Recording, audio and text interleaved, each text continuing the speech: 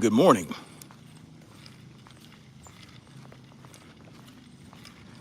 Welcome to another Rucking live stream.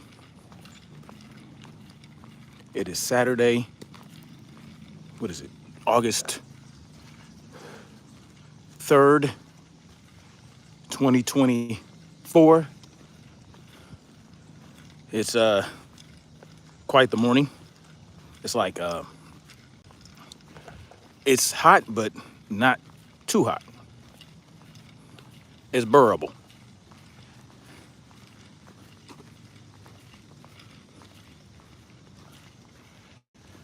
Just wanted to chop it up with y'all while I do my ruck.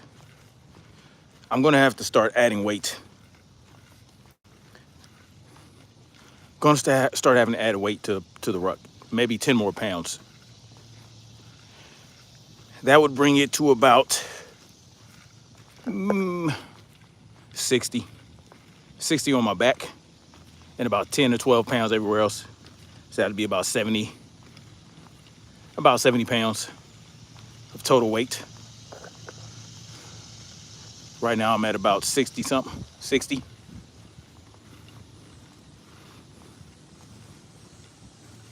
Give y'all a minute to get up in here.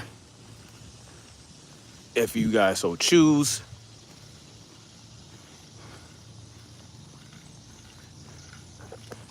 Just wanted to talk about a couple things about the state of the world that we're in right now, and maybe touch on the Terrance Crawford fight tonight. Terrance Crawford is debuting at 145 pounds against Israel Madrimov. So that is going to be an interesting fight. You know, I think Terrance Crawford is definitely going to whoop his ass, and you know, it's not going to be much of a struggle for Terrance Crawford, I don't think. Although they're saying that Madrimov might be quite dangerous, but the dude only has 10 fights at pro. You know, he has an extensive, you know, amateur pedigree, an extensive amateur career, but you know, it doesn't matter how many amateur fights you have, you know. So they do that with these Eastern Europeans. They'll make them fight 800,000 amateur fights and then throw them in the pros and try to put them up in the rankings, try to give them, you know, the most challenging fights, like as soon as they start pro, you know. But it's not, they're not really that what they're cracked up to be, right? Lomachenko was kind of an exception. But he lost his second pro fight. He had a title shot as soon as he turned pro, but then he lost his second fight. So, you know, it is what it is. Anyway, hope you guys are moving. Hope you guys are exercising, eating clean, whole foods, you know, staying on point with your health, because that's going to be very important, right? It's going to be very important in the next coming months. There's a lot of shit going on. We got an election coming up in November that will decide who the next president of the United States is. Now, Kamala Harris, she don't really have the goods, right? If you put Kamala Harris in office, it's going to be the more of the same of what we got going on right now. But it's going to be worse. It's going to be extensively worse. It's not going to be good. You know what I'm saying? Like, believe you me, if Kamala becomes president,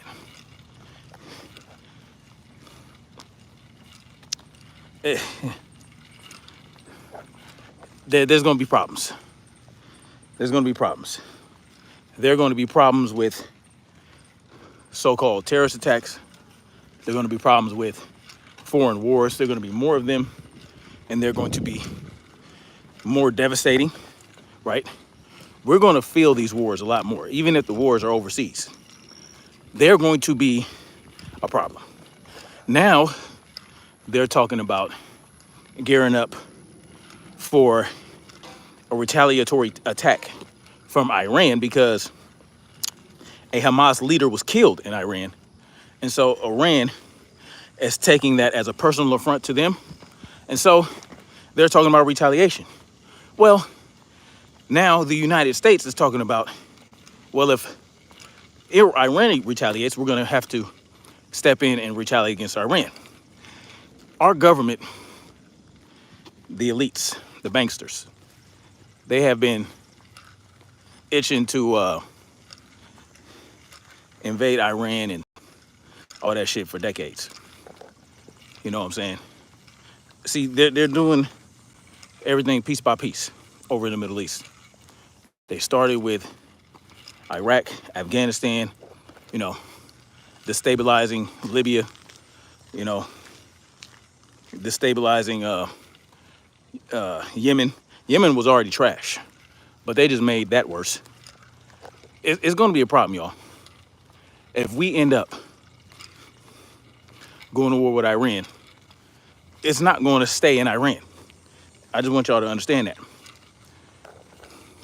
I want y'all to understand that. It's going to be World War III, and they're going to bring the heat to the United States. They're not going to keep it in Iran, y'all. Iran has allies that Iraq and Afghanistan did not have.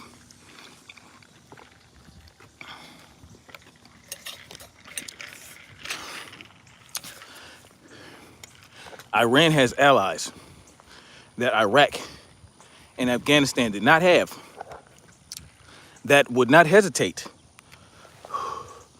to bring problems to the shores of the United States. So we got to be ready, doing squats. We got to be ready over here, just the regular everyday folk, non-military people.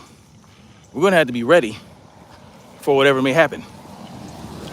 Because a lot of the people that they would have sent over here, right, in the event of a war, World War III, are already here. Let me repeat that.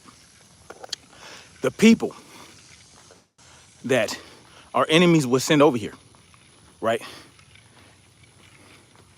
to initiate war or to, you know, engage in war against the United States are already here. Many of them have been coming across our border over the last 3 years. And before that, the number just increased exponentially since then because of the policies of the Biden administration. Now, I know I talk about the left-right paradigm lie and all this shit. Well, it's just the truth. And our government, they want them here. And our government wants them to attack. They want them to attack. They want them to attack us so that they can swoop in and save the day and take away more of our freedoms. Yes. They are willing to sacrifice thousands upon thousands of American citizens to meet their ends. And what do you think happened at 9/11? What do you think happened on 9/11? You know, outside job, inside help, inside job, inside help. However you want to look at it, it has been, it was facilitated by our illustrious government. Facilitated, ignored, whatever. What do they call that term now? What do they call that? E-ho or some shit? Let it happen on purpose. Lee-ho, whatever the fuck. Lie-ho. Let it happen on purpose. That's what 9/11 was, at the very least, in terms of the level of conspiracy. you know. And I'm not gonna get into all that about 9/11, but I will say is that they have set the stage. They have set the stage for a number of attacks against the United States from within. From within. So, what really solidified this for me was the fact that they're saying they caught these two, I forgot what, foreign nationals. I forgot what country they're from. But of course they're Middle Eastern, Arabic. They tried to infiltrate Quantico, the naval base of Quantico. You know, that's where the FBI does their basic training and whatever. And this happened in March. They're saying it happened in March. 2 illegal immigrants came over here, went to Quantico, and tried to infiltrate it. You know what I'm saying? And they got caught, supposedly. This is what they're saying happened. And what were their intent? What was the intent of these 2 foreign nationals, these illegal immigrants? What was the intent of them trying to get into a highly secure naval base / FBI academy? What was their intent? Huh? What was the intent? Were they looking for a guided tour? What were they doing? What were they doing if this really happened? Like, listen, let me tell y'all something. America, well, I won't say America. Our government has a history of initiating false flag events to justify foreign wars. There's a multifaceted purpose of perpetuating war all across the world. Number one, it gives us a foothold all over the world, right? And what I mean by foothold is the fact that we have thousands of bases, thousands of military bases in strategic locations all over the world that give us an advantage. You know what I'm saying? If something were to pop off. If we wanted to show strength, right? To initiate control, to persuade acquiescence from would-be adversaries, we have bases where we can mobilize anywhere in the world in less than an hour. Anywhere in the world. Do you understand what type of power that is? What type of strategic power that is? It's very powerful because, so let's say in South Korea, we have multiple bases in South Korea, one of which is right on the DMZ, right? We have one right on the DMZ. And if North Korea got out of pocket, we could get something cracking immediately, right? And we could launch missiles from South Korea all up into North Korea, from not only from South Korea, but also Japan, which is a hop and a skip and a jump across the water from South Korea. So we got Japan, we got South Korea, we got bases in Japan, we got bases in South Korea, where if you step foot across the gates into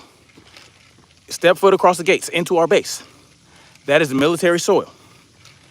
That's the level of, command we have there. That's a level of sovereignty the United States has in these countries, where it's South Korean land, but the interior of the base, right?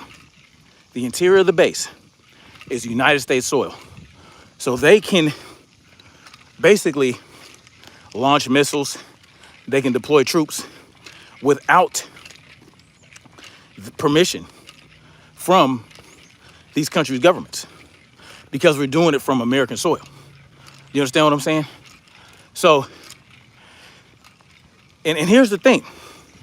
We can do a lot of damage to North Korea from South Korea and Japan before South Korea destroys the bases, definitely in South Korea, right? Because they have missiles and whatnot pointed at South Korea that would level Camp Casey, it would level Camp Hovey, and it would level the bases further south in Seoul and further south of that.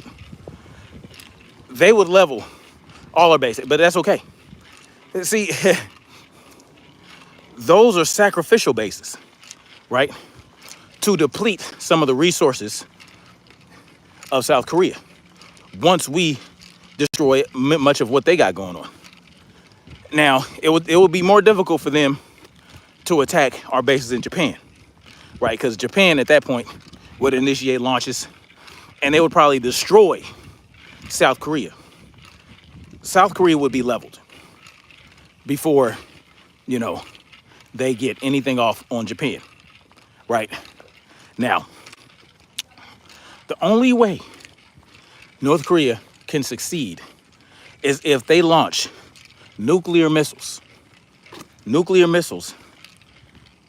to Japan, right? Launch nuclear missiles at Japan, launch nuclear missiles at the United States and parts of Europe. But by the time they launch them, if they launch missiles, if they launch nuclear warheads anywhere, they're going to get destroyed, even if they get off first. So, and that's well understood. But at that point, China is stepping in. But you see, because of our bases in Japan, right, and because of because of what we got going on in Taiwan, we can also, and because, Hong Kong is rocking with the United States more than they are China, China's going to have a problem too.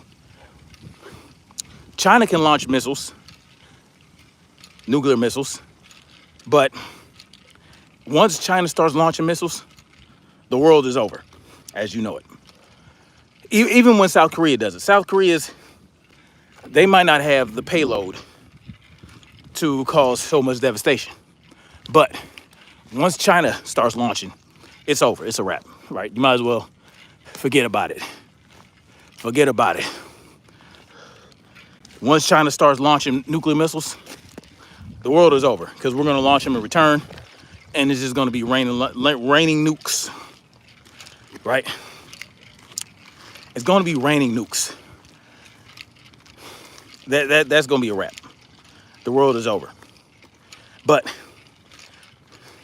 there's a reason that certain levels of aggression hasn't been initiated by the United States, Russia, and China.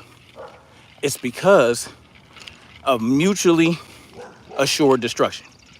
So Iran, China, Russia, and North Korea, they all have nuclear capabilities. But so does the United States. So does Israel. So does Europe. So mutually assured destruction that is what is preventing a lot of the aggression that these countries want to initiate. Hell, even the United States.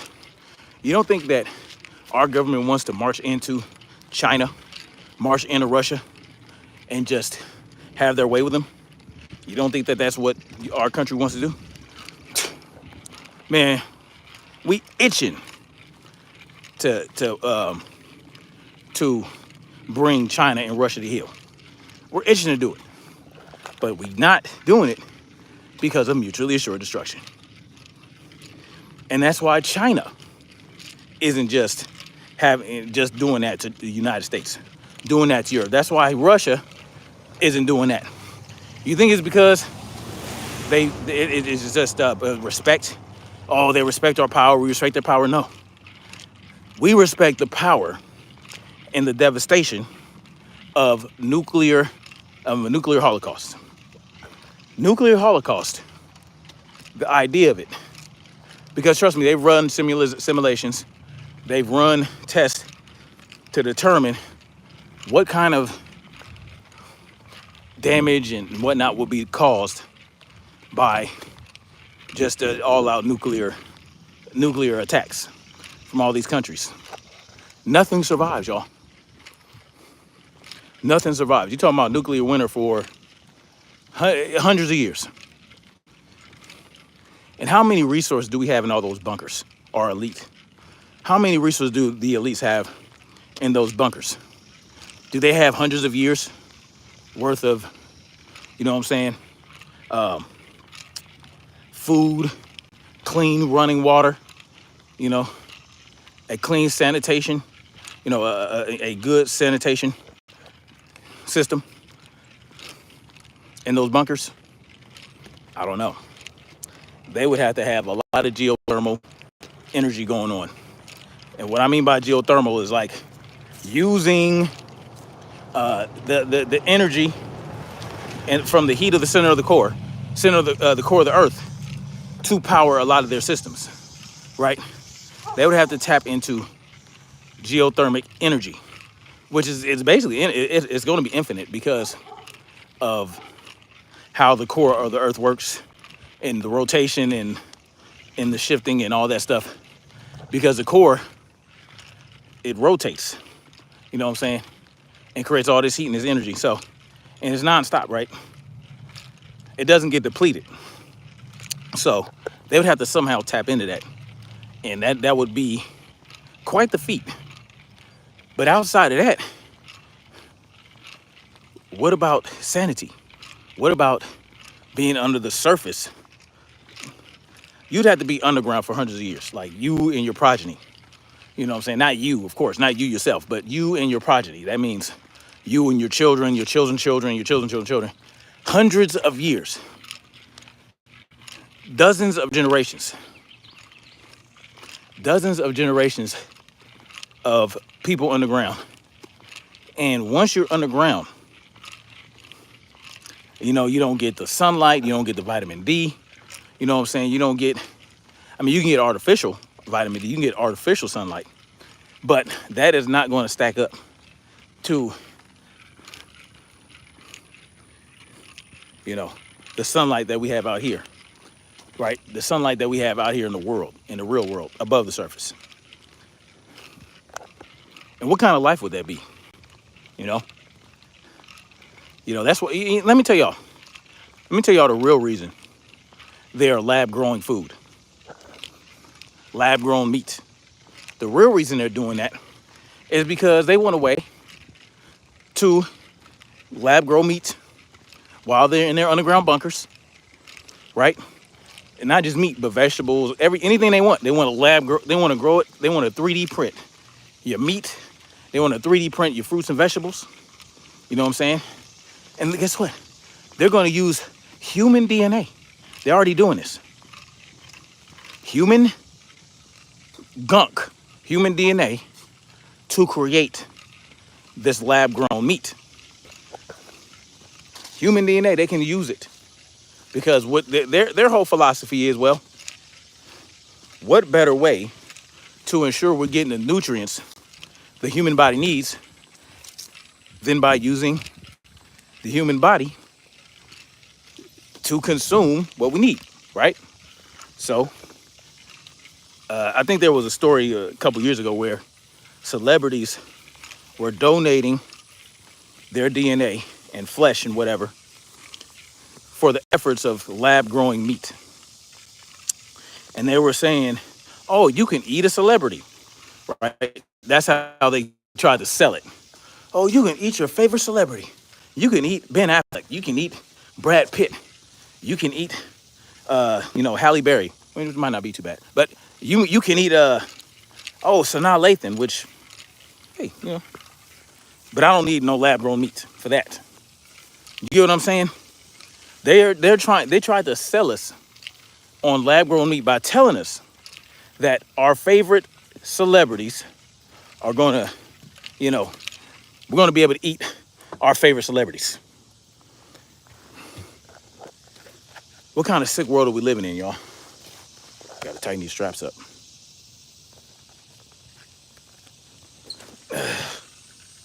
Man, let me tell y'all the secret to making sure you don't get cramps when you do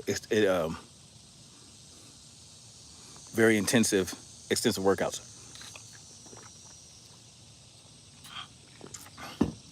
Magnesium. Magnesium glycinate, y'all.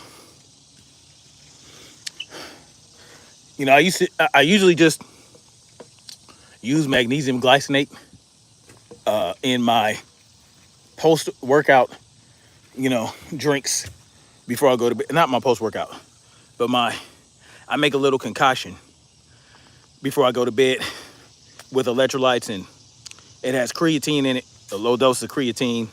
You know what I'm saying? All that good shit. I don't get water retention from creatine like some people. Creatine is really helpful to me, but I don't get the water retention, I don't think, from it that some people get. But it has creatine, and I put magnesium glycinate in there. Man, it's really relaxing, and it's really great for your heart. It's really great for your heart. So, when I put magnesium glycinate in my drink, and I get a nice low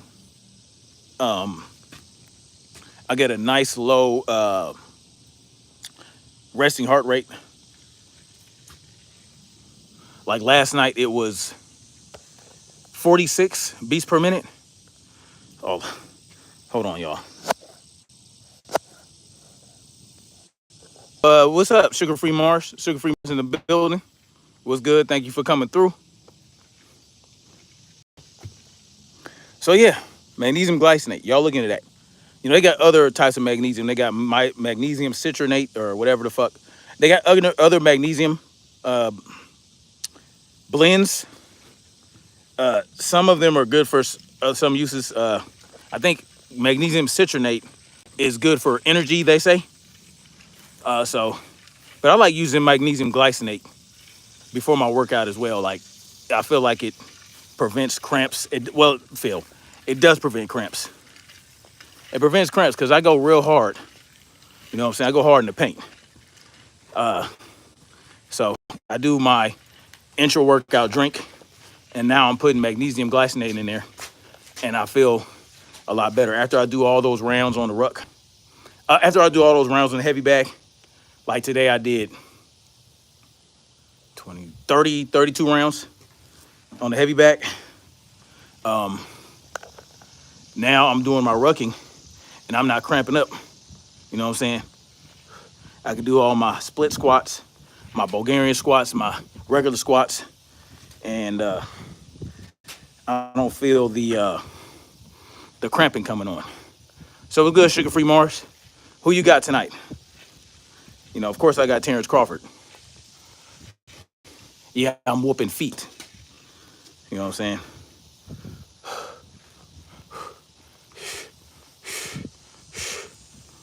But yeah. So it's important that we stay on point with our health and our fitness. Stay on point with our health and our fitness, because that's what you want to do for a great quality of life.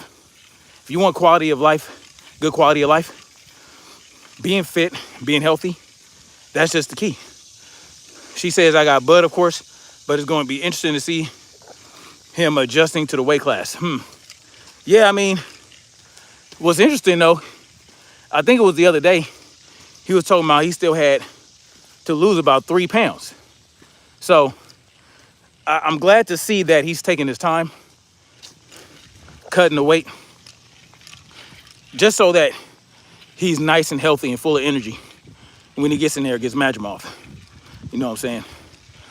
But what do you think, Sugar Free Mars?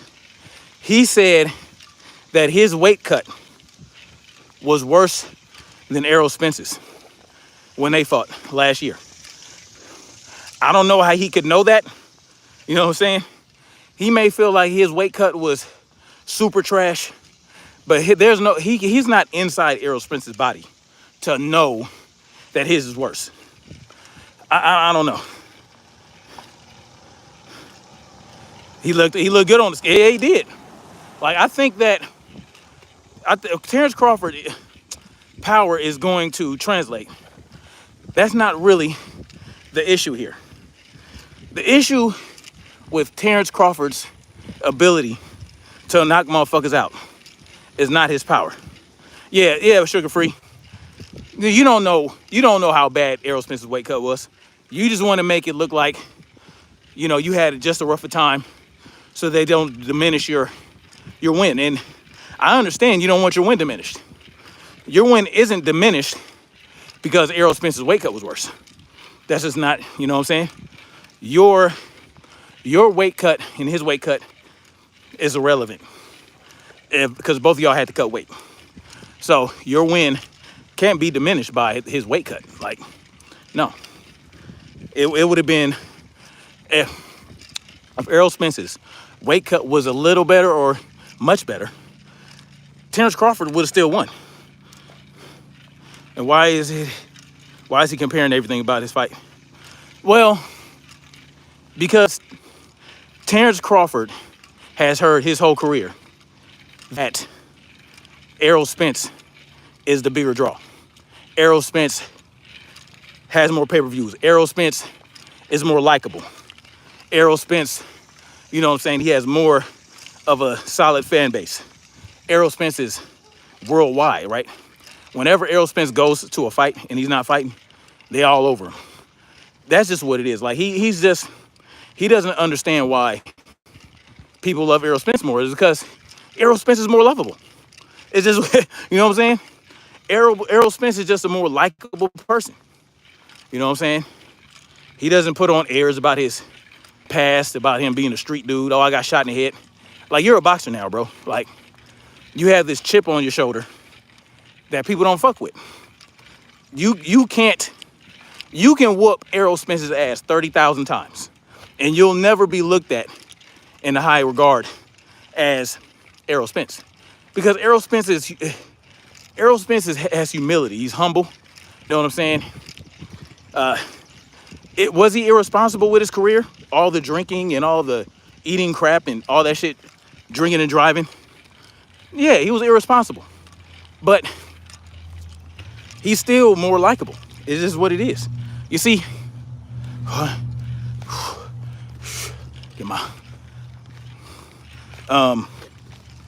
do my lunges. Errol Spence is just more likable. That's all. Like, Errol Spence, you know what I'm saying? And the way he digs in people when he fights, the way he digs to the body, the devastating blows, the cumulative damage, the straightforward, you know what I'm saying? Not a lot of footwork. Not necessarily rock'em sock'em because he uses his jab real good. He uses his jab, take his head off center line, you know what I'm saying?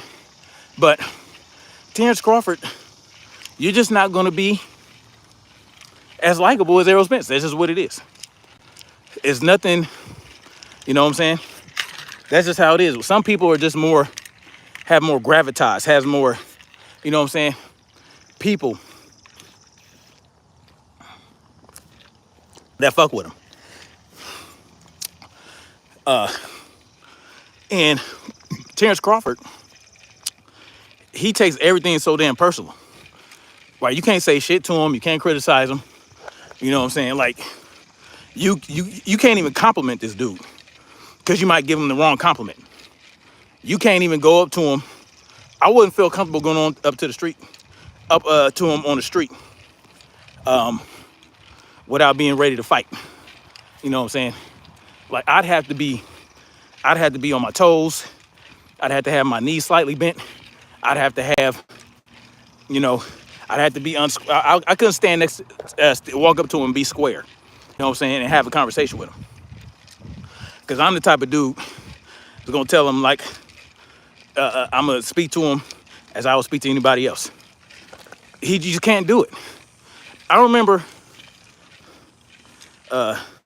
Yeah, sugar-free Mars, real shit. You get that motherfucker the wrong compliment, he gonna take it wrong. Oh, you know, Crawford. See, this is what I was gonna say.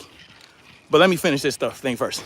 I was gonna say this about Terrance Crawford and why he has the last 12 knockouts, or last 12 fights were all knockouts. But I'm gonna say this. I remember when Devin Haney and Terrance Crawford met up in a hotel lobby, right? I forgot whose fight it was coming up. And, you know, Devin Haney was playfully talking about he wanted to fight Terrance Crawford. And he was being playful, he was laughing and giggling. Devin was being confident, you know, saying, I'll whoop your ass, this and the third. And Terrance Crawford wanted to rip his head off, right? Like Terrance, and Devin don't even know. Devin does not know he was this close, right? To getting just attacked by Terrance Crawford. Devin was this close, but he didn't understand. He was laughing, looking at the camera. He wasn't even looking at Terrance Crawford. He was like, you know, just having fun. And Terrance Crawford, you can't, like, he's the type of dude that he ain't got a lot of friends. He got like a 3-friend circle, and they're all exactly alike. You know what I'm saying? Terrance Crawford has a 3-friend circle, and they're all exactly alike. And everybody else around Terrance Crawford is, you know, hired security and managers and whatnot, and he has family. But, you know, that's not Terrance Crawford's fault. His mother, the way his mother raised him, his mother raised him to be adversarial and confrontational with everybody. You know, Terrance Crawford is a Mandingo warrior. You understand what I'm talking about? Terrance Crawford has the old blood of goddamn the Shaka Zulus. That's just what it is. Terrance Crawford is a descendant of the Shaka Zulu nation. Them motherfuckers did not play. You know what I'm saying? For the Shaka Zulus, you know, they didn't play when they was kids. You know what they did? They wrestled, they fought, they beat each other with wooden swords and all kind of shit. They prepared for war their whole life. That's how Terrance Crawford mama did him. Terrance Crawford's mama was the chick from the Woman King, whatever the fuck. What's her name from How to Commit a Murder or whatever the fuck. You know what I'm talking about? The chick that she was in How to Get Away with Murder, and she was, you know, sometimes she's cute, sometimes she's not, sometimes she's, I don't know. I forgot her name. But his mama was the Woman King. You know what I'm saying? You know that movie where she wasn't actually the king, but she was like a general, and the king was Chiwetel Ejiofor, I think. I'm all fucked up. Yeah, Viola Davis. His mama's Viola Davis. You understand what I'm talking about? Terrance Crawford is a Shaka Zulu warrior, and he don't have friends. He has fellow soldiers that don't do nothing but play fight. They don't do nothing but train. 22 Ronin was good. But yeah, I mean, Terrance Crawford that's just who he is. Terrance Crawford don't play. Terrance Crawford don't small talk. Terrance Crawford don't, you know what I'm saying? Like, if you interview him, I don't know, man. You got to have a certain level. I don't know, man. 22 Roman said he's going to shank that boy. Terrance Crawford is just a different type of animal. It's a good thing he got into boxing, because he would likely be somewhere murking, getting murked, or being in prison for murking. Those are Terrance Crawford's paths. He's very intense, right? Very intense. But I was gonna say, it's not so much Terrance Crawford's power, man.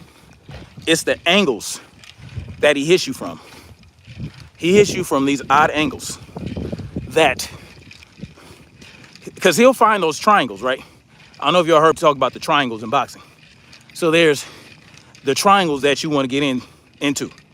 So if a guy's like this, one triangle, let's say I have both of my hands up, and I'm in high cover, or I'm in a high guard. The triangle is right here, between, right? I want to get right in between that. That's a triangle. So you try to find the triangles by doing little things like tapping the glove, you know, probing shots, you know, throwing a hook to turn somebody, not necessarily hit them, but to turn them and then get that triangle. So here you got another triangle over here. You got another triangle behind the elbow. You know what I'm saying? Those are the triangles. So you try to find the triangles.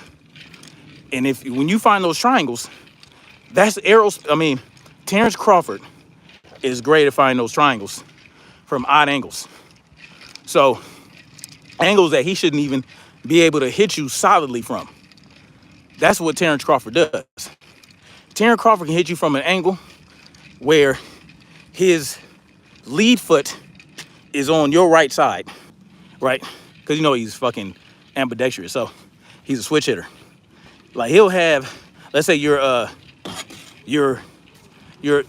orthodox, he can have his lead foot outside of your lead foot, right?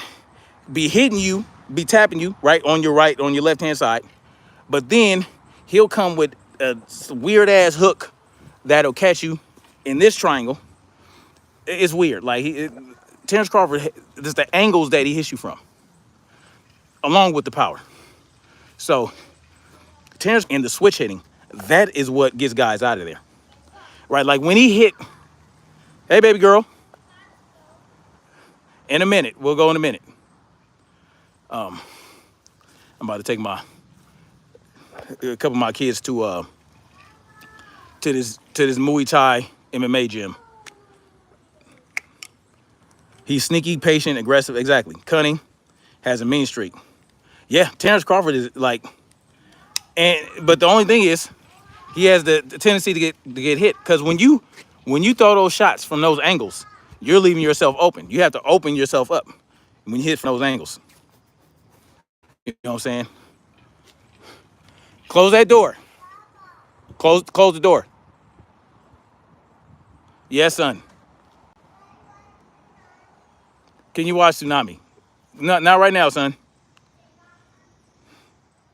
He's Mayweather with knockout power. Yes, but Mayweather didn't hit from these. Mayweather doesn't have the ability that Terrance Crawford has. He has my babies. Yes. What did I say? Not right now, son. Go play outside. Get you some sunlight. No, you're in the garage. It's not outside. But no. I mean, yeah. The yes. I got children calling me from everywhere. Yes. Oh, okay.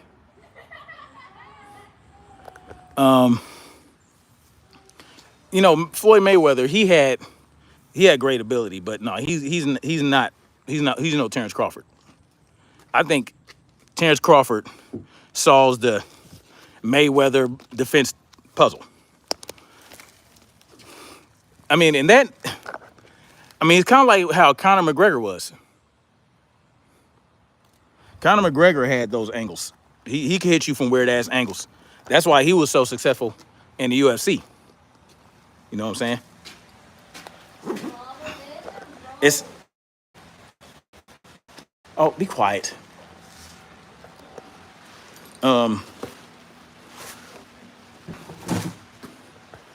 Terrance Crawford had those angles, man. That is what is the key to Terrance Crawford's success. And that was the key to Conor McGregor's success in the UFC. Those angles with the way he, you know, and the accuracy too. So the accuracy and the angles. So if you have those weird angles that people aren't used to and you're accurate, you're going to knock somebody out. You know, I know a guy who fights MMA. His name is Jeff Chin. Jeff Chin, go check his channel out. Jeff Chan. It's called MMA Shredded with Jeff Chan. He has a lot of great workouts that you can do. He has a workout program, and one of my favorite workout programs of his is the head movement program he has. So he does that too. He lands shots at weird angles against his opponents.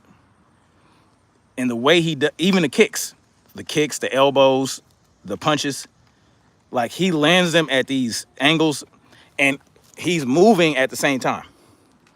So he'll hit you, you got to check it out. You got to go check it out. Oh yeah, Boo Boo Andrade as well. Yeah, Boo Boo. Yeah, yeah, his angles too. But yeah, check out Jeff Chan. Check out the way he fights. You know what I'm saying? But he leaves himself open a lot when he does these things. But the key is for your head movement and your upper body movement to be so on point that you're not going to get hit, even if if your hands aren't up. Because the key to this type of head movement is to have your hands down, right? Because that way you can really, get head movement in and make a motherfucker miss and make a motherfucker pay at the same time. So it's not like a typical counter where you block, you block a hook and then you throw a hook. No, it's a motherfucker throws a punch and you slip and throw your punch and you land while he misses at the same time. So when he should have hit you, you landed on him, but your head's out the way. That's that shit right there. So that means that you're not even waiting for a motherfucker to miss. You're hitting them while they miss, but your head's all center. So y'all check that out. Jeff Chan, MMA Shredded. He's a beast.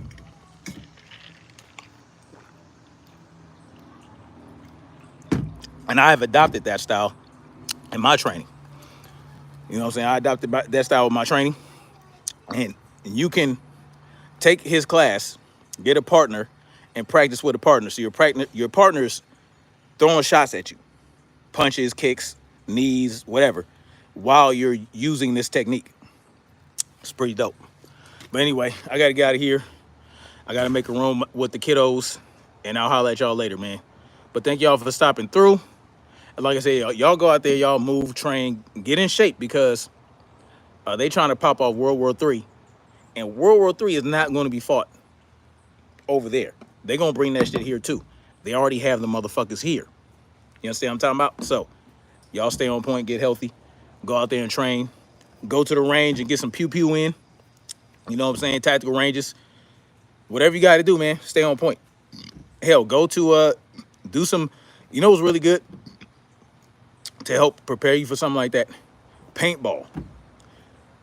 Find a team of people and form a paintball team and compete against other paintball teams, and that'll help sharpen your skills in that regard. So, simunition too. Anyway, much love, like, share, subscribe, and guess what we're gonna do? Keep marching forward toward freedom. Peace.